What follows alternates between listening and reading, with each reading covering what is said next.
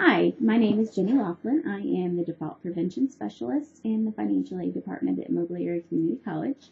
I want to talk with you a little bit today about financial literacy. The first subject I want to talk about is budgeting. A lot of you probably think, well, I don't have a budget, I don't have any money to budget. Really though, if you pay bills and you have money that pays those bills, then you have some sort of a budget.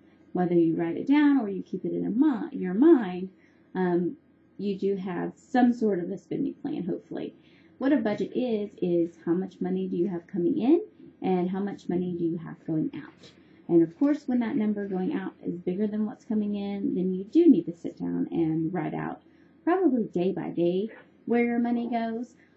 For most of us, the house payment or the rent payment, your car payment, those kinds of things are fixed and hopefully what you can afford.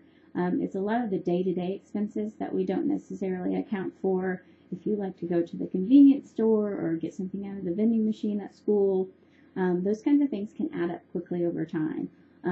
Eating out, entertainment costs like going to the movies, even your iTunes. If you want to download a song, it's $1.29, and if you do several of those a day, that can add up over time. So those are some of the small expenses that add up. Of course, you have to look at need versus want. A cell phone is not a necessity. Cable is not a necessity. So if you're having trouble, then those are some of the areas that you might want to look at cutting. On the same note with the budgeting, I want to talk to you a little bit. We have a motto about living like a college student while you are one. What that means is live within your means. Don't borrow more money than you're going to be able to repay with your student loans. Don't use your credit cards when it's not necessary. Keep a savings account. Those kinds of things can help you down the road. If you have a savings account, that will help you in emergencies. Something I want to talk with you about is payday loans or check cashing places. If you're not familiar with the way they work, what happens is you'll take your check stub or even your car title into one of these places, and they will give you a loan based on that information. They don't look at your credit. They make it very easy for you to get a loan. But the catch is, of course, you have to pay it back with your next payday. My feeling, though, is that these establishments tend to prey on people that are living paycheck to paycheck. So the next time you get a paycheck, it is going to be hard for you to repay not only the loan you borrowed, but the interest that they've charged you. These places can charge up to 400% at least annual percentage rate. So that would make a very high interest payment.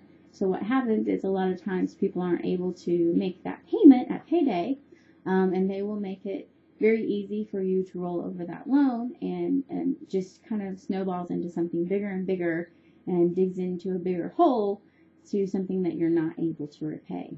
So it's a very good idea to not get yourself in a situation where you have to use one of these payday loan places.